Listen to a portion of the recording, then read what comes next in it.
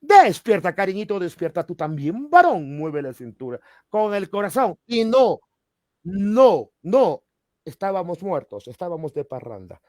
Pero aquí estamos con el aprendiz de Quijote, la nanay de la historia, el que le inspiró a Montalvo diciéndole, mijo, no digas, te cayó vele por bruto, póngale, mi pluma lo mató. Mi amigo Edison de Hola, amigos. Qué gusto poder compartir con ustedes luego de un pequeño descanso y cierre de la programación, que solamente se trataba de asuntos más personales. No, nada en particular, temas personales, tanto de Illich como míos, que no nos permitieron estar estas 2 semanas, pero hoy aquí ya con más energía, con más fuerza, y ahora un temazo, porque no hay político en el mundo, y no se diga en el Ecuador, que no haya buscado que le metan preso para salir héroe. Pero a algunos les ha salido el tiro por la culata y otros han entrado presos por causas reales. Y eso vamos a hablar ahora. Esto de que la captura de un famoso y todo esto, ya van a ver que aquí, sí, el Fito tenemos que ha hecho Fito Ameba, porque tenemos a Bala Bucarán, Fabián Alarcón, Antonio Hanna Muse, Antonia Hanna Muse, mucho más antiguo. Otto Rosemena Gómez. Ese sí, no, bueno, sí sé quién es, pero no sabía que cayó preso. Por el disparo a Pablo Dávalos en el Congreso en octubre de 1980, le dieron un mes y se encuentran en la penitenciaría, en Pascuales, se encuentran los dos, le recibe Antonio Hanna, que está preso por una procesadora de basura que quería comprar como alcalde de Guayaquil para el puerto principal, porque aprovechándose un programita que tenía en la calle, lo contó, en TC, Canal 10 de Guayaquil, se paraba con su voz, ya falleció lamentablemente Antonio, con su voz característica, se paraba en el parterre de la 9 de octubre y desde allí casi lloraba, hacía drama del alcantarillado, de las aguas empozadas, de los zancudos, y eso les llevó a ser alcalde. Fue el primer periodista que obtuvo una carrera política desde las pantallas. Pero al año, los políticos le encontraron que andaba robando el dinero que se había recaudado para comprarse una procesadora de basura y terminó preso. Y por coincidencia, luego que Otto Rosemena le dispara a Pablo Dávalos en el Congreso, le recibe en la cárcel, entra Otto Rosemena, te pasa un mes adentro, luego del atentado contra el otro colega diputado, y al mes le despide. Hay escenas dramáticas, se despiden, hay discursos y todo. Los dos famosos de esta época democrática. Por ejemplo, pero Pablo Dávalos, ¿homónimo o pariente de Pablo Dávalos? Homónimo del actual. Él es Pablo Dávalos Dillon de Riobamba, a quien le disparó los dos conservadores, porque Otto Rosemena era militante de la derecha conservadora, pero el debate estaba en que Pablo Dávalos creo que vive, sí, todavía vive Pablo, es médico y era entonces presidente de la Federación Médica Ecuatoriana, y se debatía en esos momentos a través de una propuesta de juicio político al ministro de Bienestar Social. Recuerda que el IES era administrado por el Ministerio de Bienestar Social. Y Antonio Mancero Samán, que venía heredado desde Roldós, se quedó con Hurtado, y entonces el momento que se iba a plantear el juicio político, sucede que se debatía si es que era conveniente jubilar a las mujeres ecuatorianas a los 25 años de aportes, sin importar la edad, pero como parecía que había mayoría legislativa, porque imagínate esa medida, a nadie se le ha ocurrido ahora proponer 25 años de jubilación para la mujer, más bien acaban de subirles 65 años. Es lo que, o sea, la historia se repite, ¿ah? Exacto.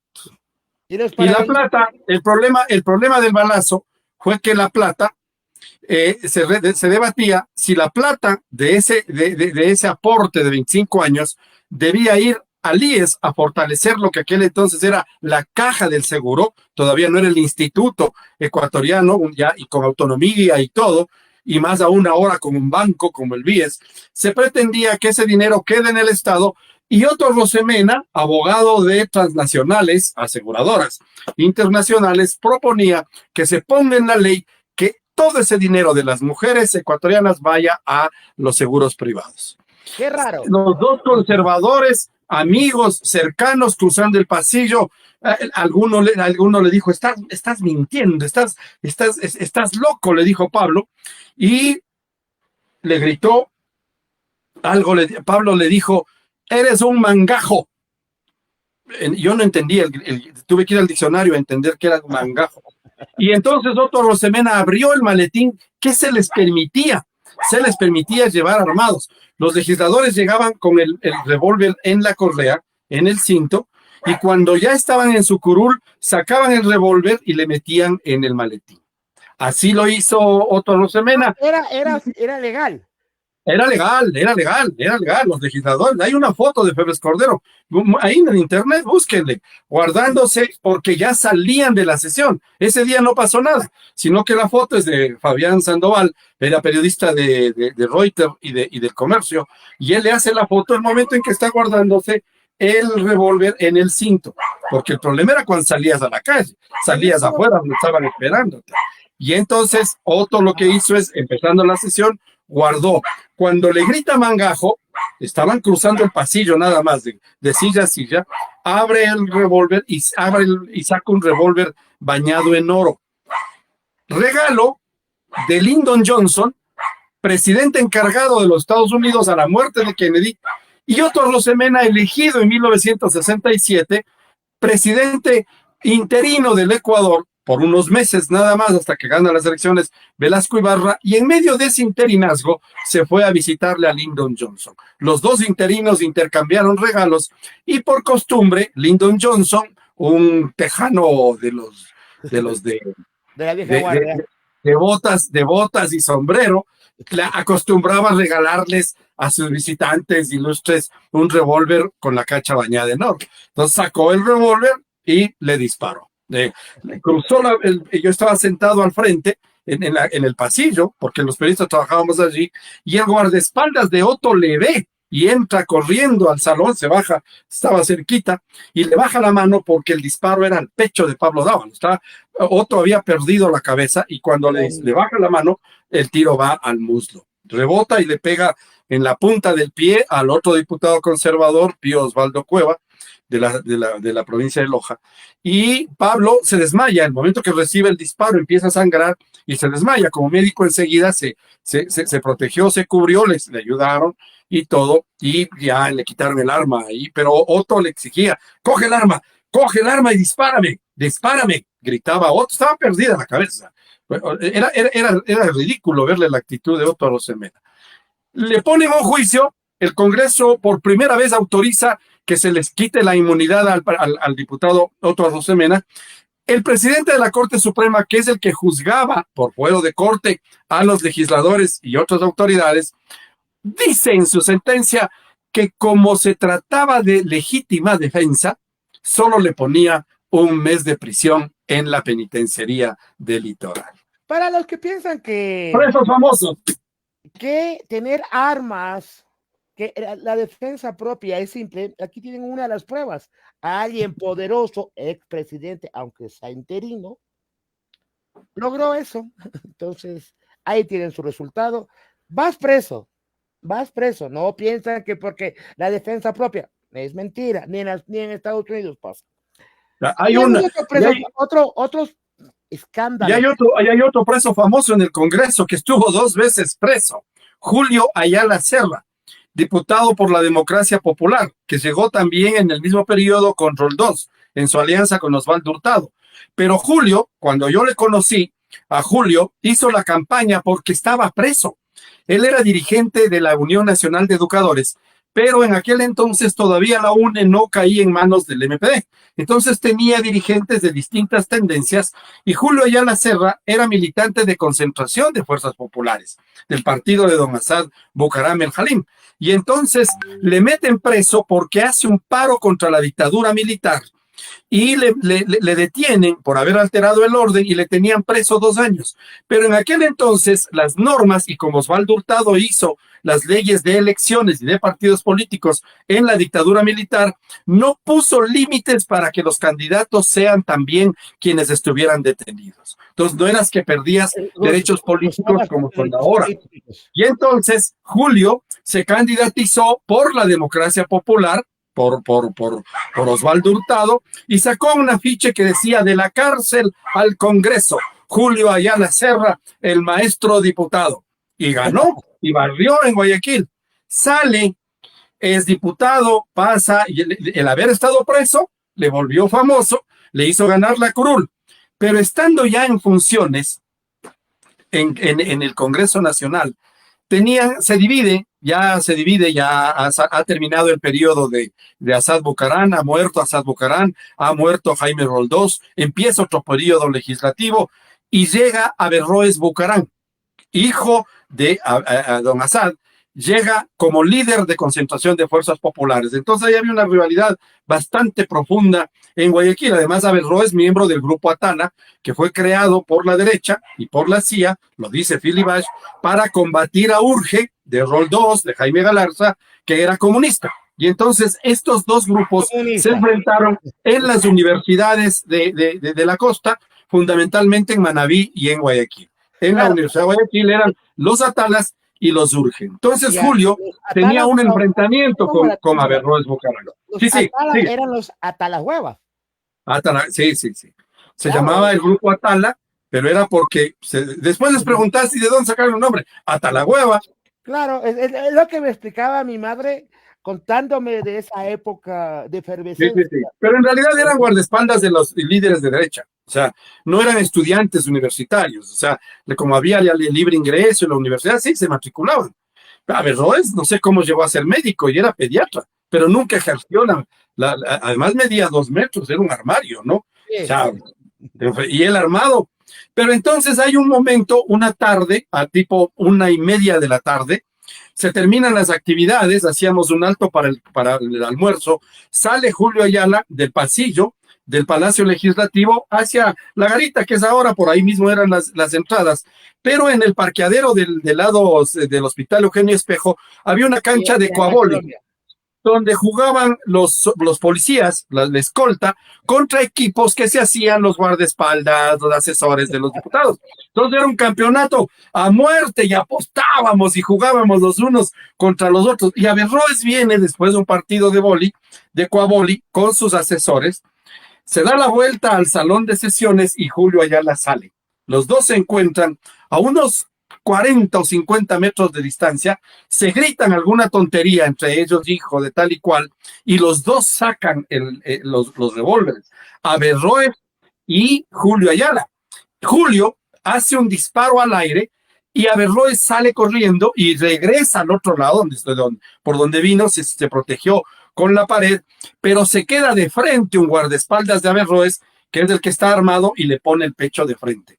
Cuando Julio Ayala nota que el guardaespaldas ha sacado su arma, sin dudar, le mete un tiro y le pega un tiro en el pecho. En el parqueadero del Palacio Legislativo, el legislador que ganó las elecciones porque salía de la cárcel al Congreso por ser dirigente de los profesores. En esta época ya había presos del Alfaro Vive, y entonces fue detenido, fue sancionado y fue sentenciado a 2 años de prisión. Yo le fui a ver con otros periodistas a Julio Ayala, mi amigo, conocido, un hombre intelectual muy preparado, no era un matón, no era un asesino, no. Fueron las circunstancias de que la violencia política, y entonces cuando fuimos al penal estaba en el pabellón C, en la planta baja del pabellón C, que era el que les llamaban el pabellón de los políticos. En el segundo y tercer piso estaban ya los miembros de Alfaro Vive Carajo, que le daban protección en la cárcel a Julio Ayala. Así es que ahí pasó 2 años, también en legítima defensa, porque el guardaespaldas, lamentablemente, con un tiro en el pecho, lo único que alcanzaron a hacer ya la asistencia, los médicos del Congreso, fue subirle en un taxi y llevarle a emergencias del Hospital Eugenio Espejo, donde lamentablemente solo se constató su fallecimiento. Cruzando la calle. Wow, esa anécdota nunca la escuché. Sí, me acuerdo del Por tío eso te Pablo digo, Dávalos. era un programa especial porque yo sí he preparado, sí he preparado los deberes. Hablando de los más populares, Abdalá Bucaram, Fabián Que no estuvo Alarcón. preso, ¿no? Abdalá estuvo No, no, preso solamente 24 horas en una cárcel de Panamá. Recuerda, por cuando le tráfico de drogas. encontraron droga en su vehículo. Sí, sí, sí. Pero Alberto Dajic, en el juicio político que se le hace en octubre de 1995, cuando se le hace el juicio político, al final de su intervención del cuarto día que terminó con un temblor inclusive, cuando ya se iba a votar y terminaba su contrarréplica, el vicepresidente de la República, en aquel entonces de Sixto Durán Ballén, dijo, voy a contar el relato, voy a relatar dos hechos políticos fundamentales Sí. que fueron, del que Dios me hizo testigo, por mis hijos que están aquí sentados, por mi esposa, estas manos no tienen sangre, porque yo voy a decir la verdad. Dios me puso de testigo con dos llamadas desde el despacho presidencial de Febres Cordero.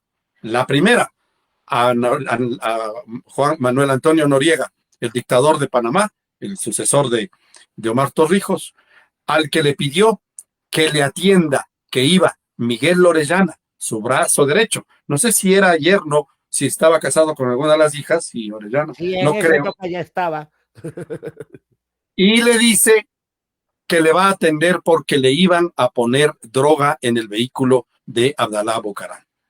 Y el otro hecho es que va un agente, Rangasit, israelita, a Panamá para que se asesine al líder de Alfaro Vive, Arturo Jarrín, que estaba detenido en Panamá.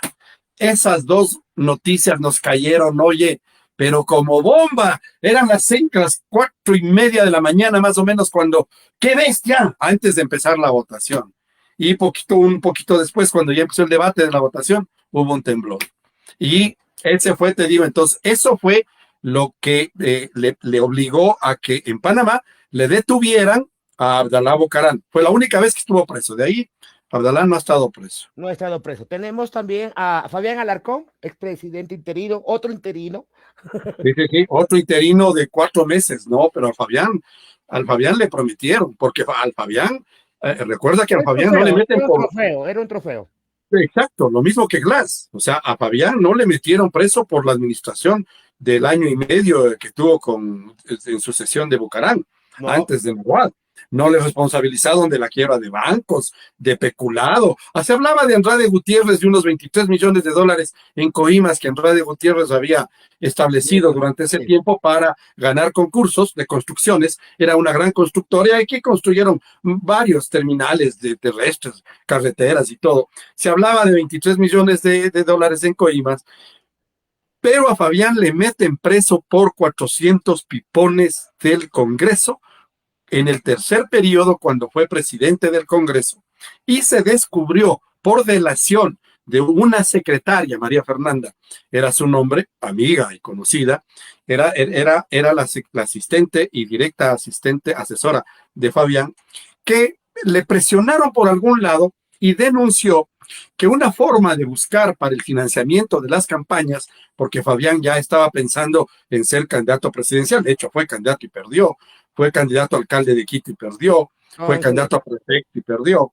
Entonces, para financiar, lo que hicieron es que en aquel entonces nosotros teníamos todavía el reloj tarjetero de asistencia en físico. Era una tarjeta en la que estaba tu nombre y ponías en físico. Hoy se pone el dedo, hoy se toma una foto, se envía por digital.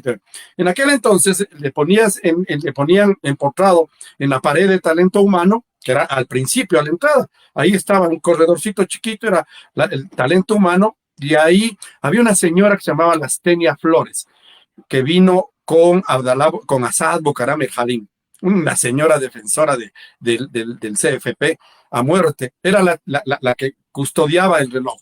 Entonces, si llegabas un poquito tomado, si llegabas un poquito trasnochado, yo no sé, pero la señora te olía a 3 metros de distancia.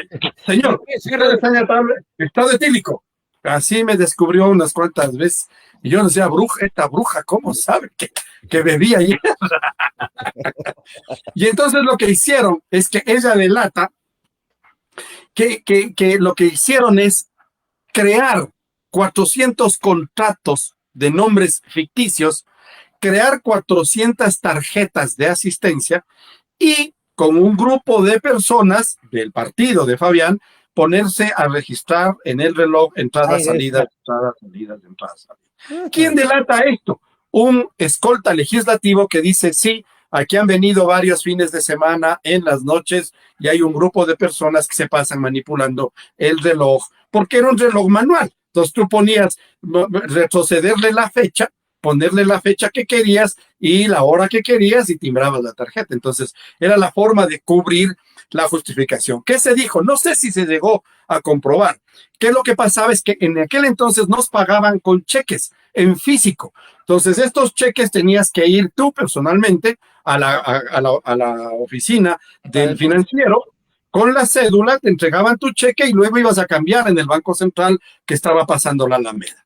Había un cambiador de cheques en la panadería que queda justo frente al Hospital Eugenio Espejo. Era un panadero que había sido, yo lo entrevisté, había sido paracaidista de la época de Camilo Ponce Enríquez, y entonces luego, pues al retirarse de las Fuerzas Armadas, se pone esta panadería, que es muy exitosa hasta ahora. Hoy es una cafetería muy bonita, está allí, ya falleció lamentablemente el panadero. Entonces, él era la oficina de financiero del Palacio Legislativo, porque ahí hacíamos cola los viernes en la tarde, y ahora ya hablo con mis amigos, porque coincidía que el Banco Central solo te cambiaba los cheques hasta la 1 de la tarde.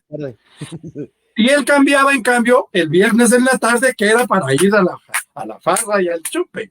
Entonces, todo esto se confabula y a Fabián le descubren todo esto. Quien delata es un escolta que dice, sí, entiendo que en el juicio se presentaron las listas de pipones, son los 400 pipones del Congreso, pero el jefe de Relaciones Públicas, el jefe de Recursos Humanos y la asesora de Fabián nunca fueron incluidos en el juicio, nunca terminaron vinculados. El único que fue preso 4 meses a la cárcel 4, Fabián Alarcón Rivera. Como tú dijiste, fue un trofeo de los políticos por decirle, te regalamos la presidencia de la República, año y medio, nos pagas con 4 meses de prisión. Tenemos un Fabián Alarcón. Después, eso fue en la época de Maguad presidente.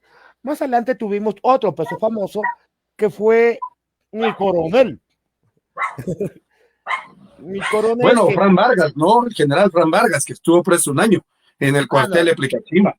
Antes, claro, hasta enero del 87, cuando por el secuestro de Febres Cordero por parte de los comandos de Taura le dejan libre, pero de ahí pasa la clandestinidad hasta el 88, porque él temía por su vida, él creía que Febres Cordero le iba a mandar a matar. Sí atentaron contra la vida de Frank, y para el 88 se lanza de candidato y llega tercero. Recuerda que para la segunda vuelta, sin campaña televisiva.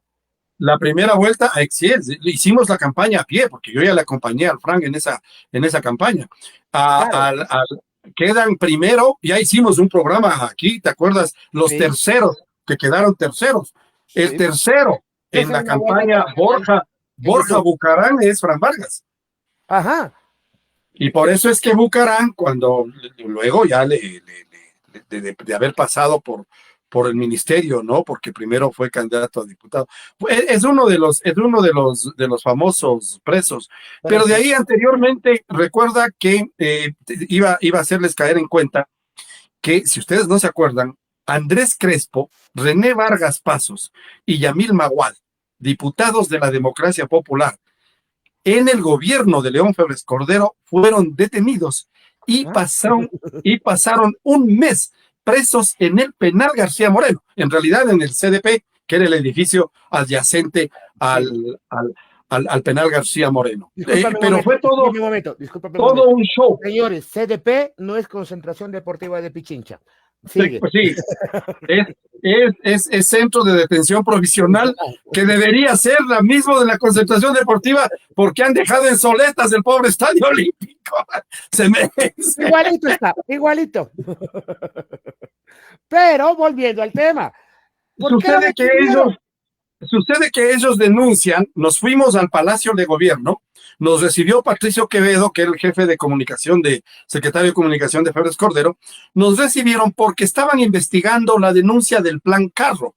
El Plan Carro era un plan que había hecho Febres Cordero para comprar vehículos Suzuki Forza usados, exacto, y revenderlos a precios muy baratos para volverle una inversión económica para el pueblo.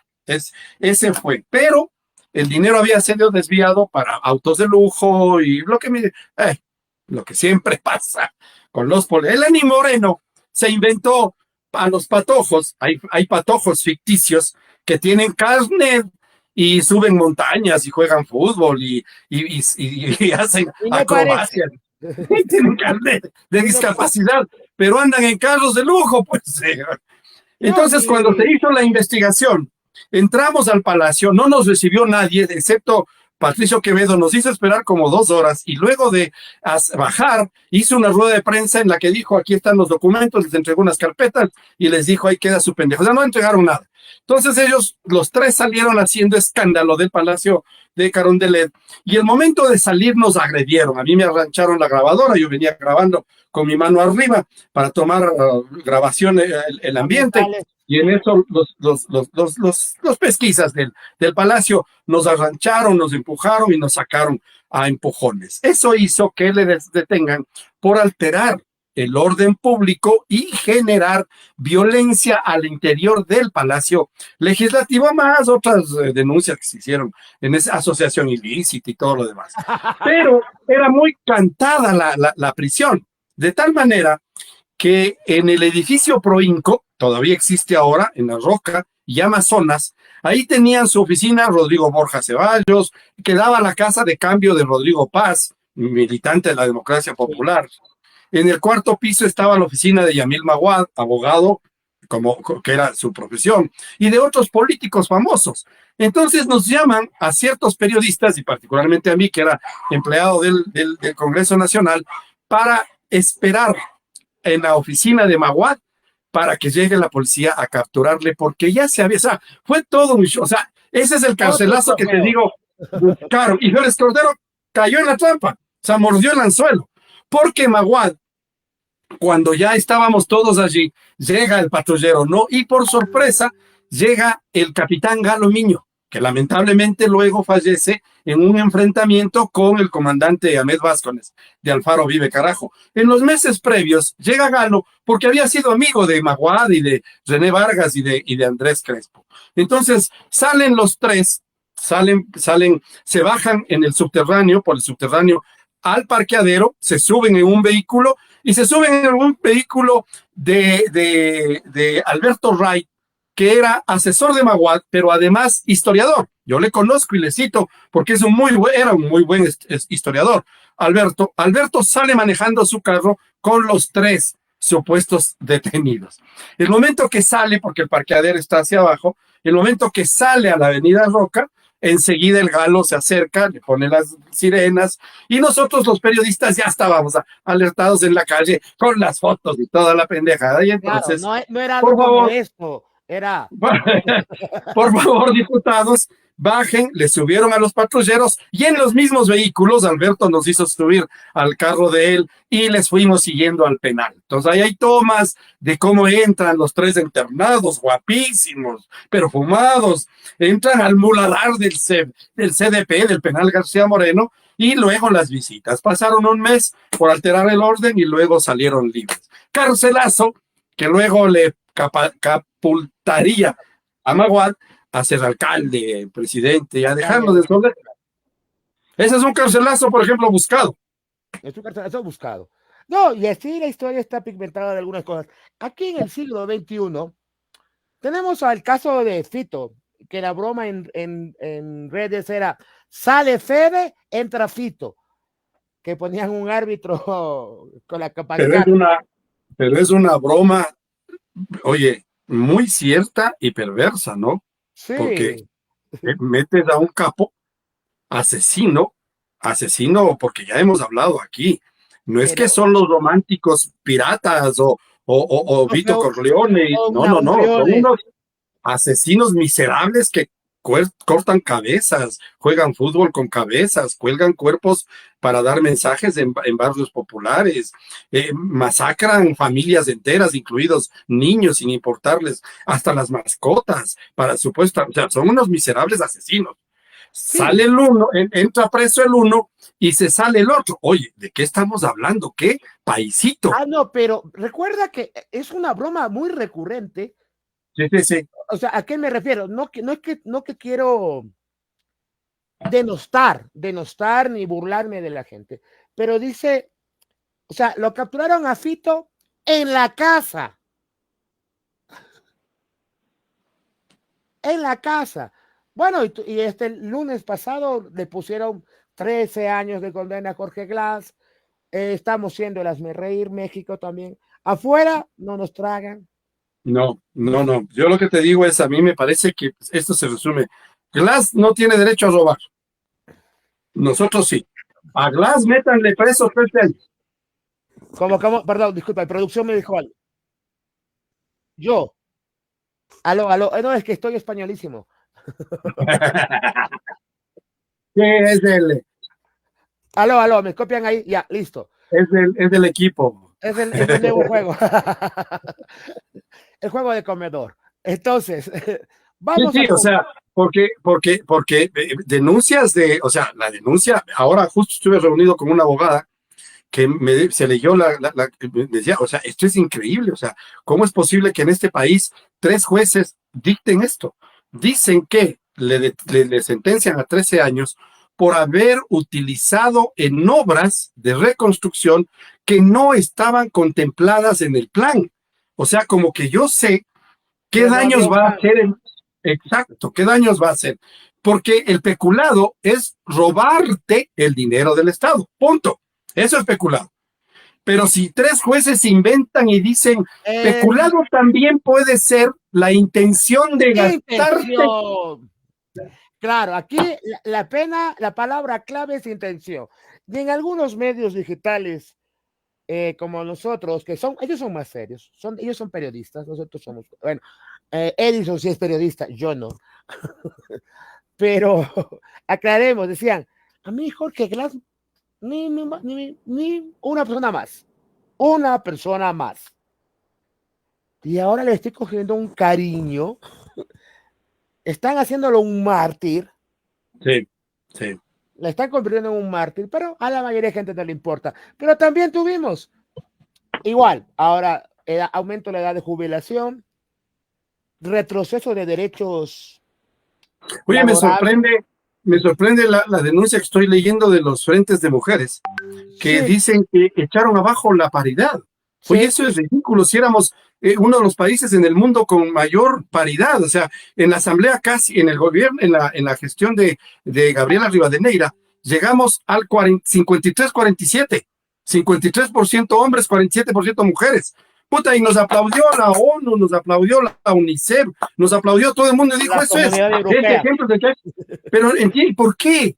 ¿Cuál es el miedo de que las mujeres en política volvamos al machismo, a poner, acuérdate, cómo eran los congresos, hombres blancos, ancianos, resolviendo a balazos la política del Ecuador? Ahí acabas de citarlo. Hay una anécdota de un diputado muy aficionado a los gallos que se quedó dormido en el Congreso y cuando dijeron, honorable, 50 sucres al cenizo. Hay anécdotas. O sea, ya vivimos eso y queremos volver. Yo no sé cómo las mujeres jóvenes del Ecuador no están incendiando el país hoy.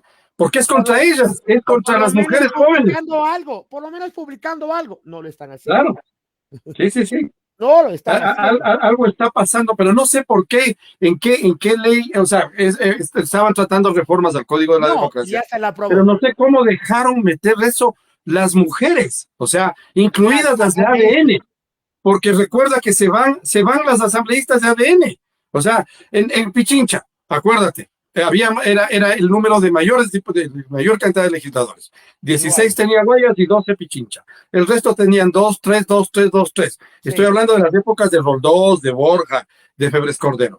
En Pichincha, Hasta Gutiérrez. había 12. Y de los 12, incluidos los cantones, estaba incluido Santo Domingo de los Colorados, todavía en aquel entonces. En las listas de los partidos políticos de Quito, de Pichincha, por ejemplo, en la Izquierda Democrática, en el Partido Social Cristiano, 11 hombres y una mujer, tal vez, de Santo Domingo, en el puesto número 12. O sea, no ibas a llegar nunca porque los escaños eran 2-3, 2-3, los métodos de reparto de las curules eran 2-3, El, 2-3, el método de 4 residuos. en lo que más. Sí, entonces, nunca llegaba una mujer, nunca. Pero por regalo le ponían a la última de la lista de Santo Domingo de los Colorados a una mujer. ¡Ay, qué bestia! Aplaudamos.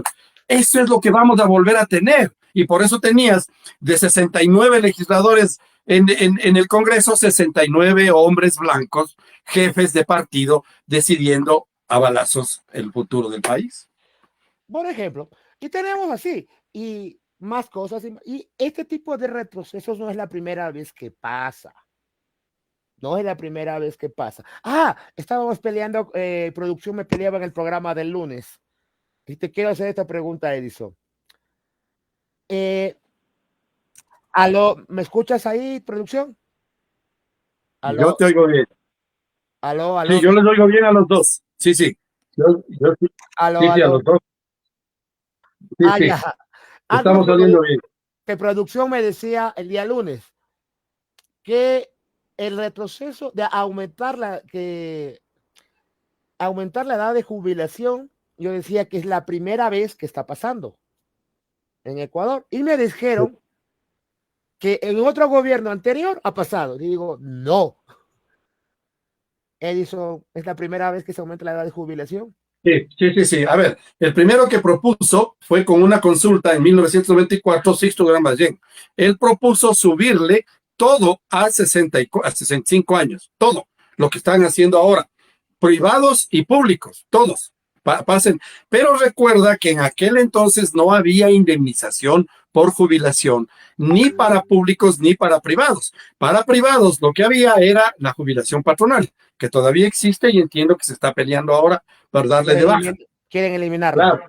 Pero con los empleados, quien pone la indemnización por jubilación es Correa, porque esa es una de las motivaciones para que se vayan. Particularmente lo que Correa decía es el magisterio, estos maestros que ya están cansados, ya están, porque los maestros, acuérdate que no se jubilaban, porque se jubilaban e iban a ganar 20 y 40 dólares mensuales de pensión. O sea, no me jodan, prefiero seguir dando clases hasta los Hasta 70, morir.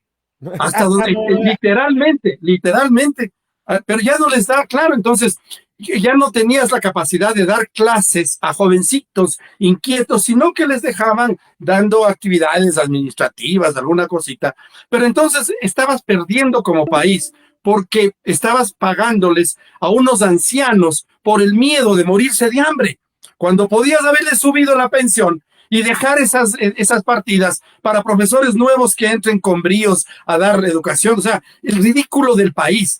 ¿Cómo le ganamos? Porque le bajamos esa pregunta y en el Tribunal Supremo, en el Tribunal de Garantías Constitucionales, con el FUT a la cabeza, que recuerdo que era presidente Pepe Chávez, le echamos abajo y se quedó un artículo, que es el que existe hasta ahora, que dice, todos nos jubilamos a los 65.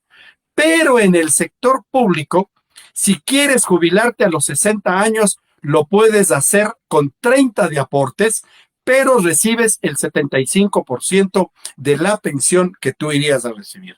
Ese es mi caso, yo me acogí a eso, 60 años y meses, y dije, me voy. porque haciéndole el cálculo, 5 años más de trabajo, mi pensión no iba a crecer con los expertos del propio IES, amigos y compañeros, más de $120 mensuales. O sea, no iba a ganar en 5 años, cuando me jubile 5 años después, no iba a ganar sino $120 más.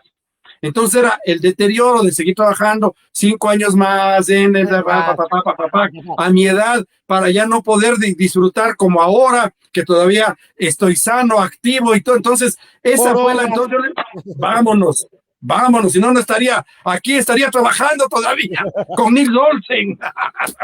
Entonces, esa es una disposición que se quedó, pero es una disposición especial. Lo que están haciendo ahora es eliminar esa disposición.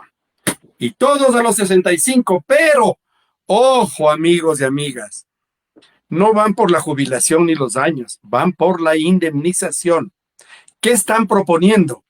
El que se jubile antes de los 65 o antes de los 70 va a ser prorrateada la indemnización. Si te vas a los 70, tienes el 100% de tu indemnización, que es 1,000 por año. Si no te vas, si te vas antes, te van a ir bajando a 80, 70, 50. Y si te vas a los 60, te vas sin indemnización. Es que es lo que están buscando. Sin embargo, entre las cosas que la historia se repite, aquí viene, ¿por qué no se repite las movilizaciones del FUT, las diferentes asociaciones, las mujeres políticas? Estos frentes sociales que organizamos, acuérdate que era el FUT, los trabajadores públicos, los profesores universitarios, nos encontrábamos todos los jubilados, nos encontrábamos todos, éramos amigos, toditos nos sentamos en las reuniones, vamos a hacer esto, vamos a hacer esto. Para esa campaña del 94 le pedimos prestada a la izquierda chilena que nos traigan, y nos trajimos desde Chile la muñeca con que le ganaron en el no a Pinochet. Es esa famosa película que está ahora de moda, el triunfo del no en Chile. Entonces es una muñeca alta que tenía como unos 5 metros de alto por lo menos, que tenía una estructura de títere gigantesco de 5 metros, que se movía con 2 personas adentro, se movía y pasaba por todas las calles diciendo no, no. Nos trajimos esa muñeca y nos desfilamos las calles del país con la muñeca diciendo vota 11 veces no, 11 veces no, y así le ganamos a Sixto esta pretensión. Ahora veo que han pasado ya la propuesta de que se elimine, pero ojo, insisto, es la indemnización, no es la edad. Sí vas a poder jubilarte a los 60, pero sin plata. Sin dinero. Y cobramos lo que estamos. Y se nos está acabando el tiempo. Y la historia se sigue repitiendo. Ahora, tal vez no necesitamos una muñeca de 5 metros. Pero les voy a recordar algo, criaturitas de la creación. Quito. Y por Quito me refiero a lo que es ahora Ecuador. Antes era la Real Audiencia de Quito. Éramos luz de América. Les dejo esa inquietud. Ya es el momento de decir, hasta aquí, hijos de la gran... Compañeros, mis queridos Edison, por favor, despide. Muchas gracias, qué gusto, veo que hemos venido muy entusiasmados después de 15 días de para, me parece muy bien, vienen los meses de verano, de vacaciones, vienen meses muy interesantes, julio, agosto, septiembre, octubre, son meses patrióticos, recuerda, 10 de agosto, 9 de octubre, noviembre 3 de Cuenca, viene el Día de la Bandera, el escudo, el himno, así es que programones de ahora en adelante. Programones hay, Jason. Julio, agosto, septiembre, octubre y noviembre. Sin embargo, les recuerdo que tú de la creación, que somos Ayu Comunicaciones. Pon me gusta, comenta y comparte. Estamos cayendo. ¡Cuídense!